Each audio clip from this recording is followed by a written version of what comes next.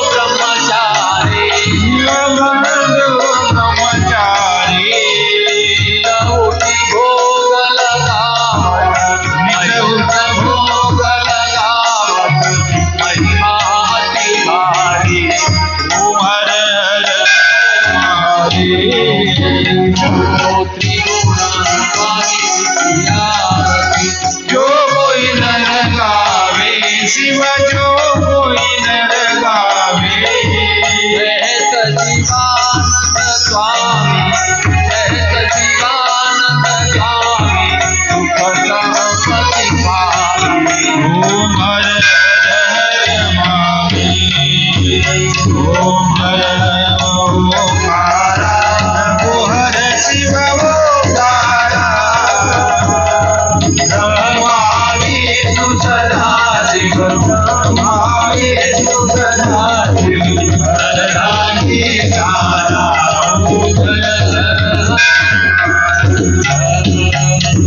जय जय सच्ची स्वरूपा स्वामी गणराया अवतरणाचे भुवर जडमुड ताराया जय देव तुझे अविनाशी जगन व्याकुल मुरले ते जगनाशी हे तू लीला मात्रे धरिले मानवी आती जय देव सचिद स्वामी अवतर राशि भुवर जन्मुड ताराया जय देव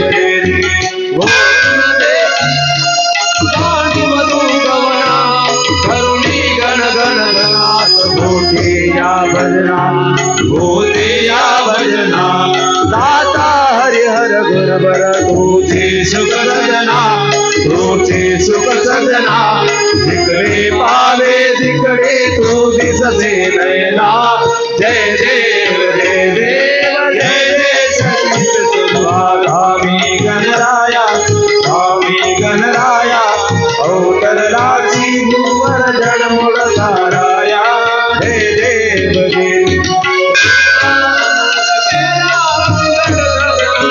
पेटविले त्या अग्नी वाचून सिलमेश्वर जनात आणिले जीवन निर्जल व्यापेश लीला ब्रह्मगिरीच्या गर्भाचा नाश जय देव जय सच्ची स्वामी गणराया अवतर राशि भुवर जडमुड ताराया जय देव या जीवारून केले काय का संबंध करविले भक्ता लागी विठ्ठल दर्शन भव सिंधू हातर ज्ञानव का तव चरण स्वामी ते मान्य करा कवला जय देव